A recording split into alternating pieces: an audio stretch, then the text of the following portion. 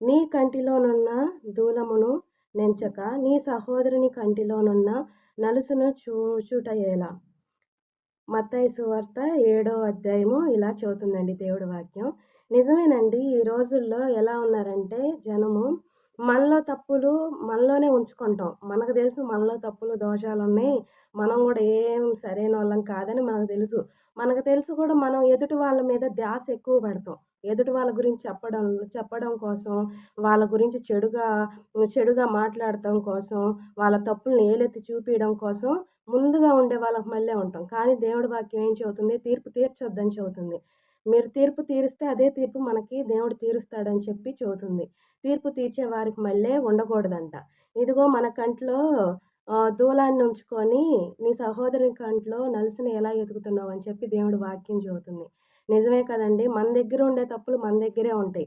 మన దగ్గర మనం కరెక్ట్‌గా లేమని మనకు తెలుసు. అయినా కూడా ఎదుటి వాళ్ళ దగ్గర ఎంత చిన్న తప్పు కనపడ్డా గూడా దాన్ని ఏలెత్తి చూపే వారికి మళ్ళే ఉన్నాం కదా! అయితే దేవుడు ఏమని అంటున్నాడు? వేషధారి మొదట నీ కంటిలోనున్న దూలమును తీసివేసుకొనుము. అప్పుడు నీ సహోదరుని కంటిలోనున్న నలుసును తీసివేయుటకు నీకు తేటగా కనబడును. ఏమని చెబుతున్నాడండి? వేషధారి వేషధారి అంటున్నాడంటే, వేషధారులారా మొదటి మీ కంట్లో ఉన్న దూలాన్ని తీసివేయండి. అంటే మీ దగ్గరున్న తప్పులు మీరు ఒప్పుకోండి. ముందు మీ తప్పులు మీరు సరిచూసుకోండి. అప్పుడు మీ దగ్గర ఏ తప్పు లేకపోతే అప్పుడు మీ ఆ సహోదరి యొక్క తప్పులు మీరు తీర్పు తీర్చడానికి సరిపోతారు. ముందు మీ తప్పులు మీరు ఒప్పుకోండి అని చెప్పి దేవుడి వాక్యం చెబుతుంది.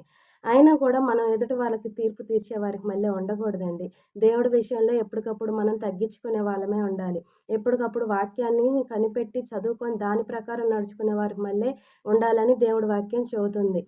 ఎదుటి వాళ్ళ మీద ఉండే ధ్యాస వాక్యం మీద పెడితే మనం చాలా దేవుళ్ళు ఎదుగుతామండి.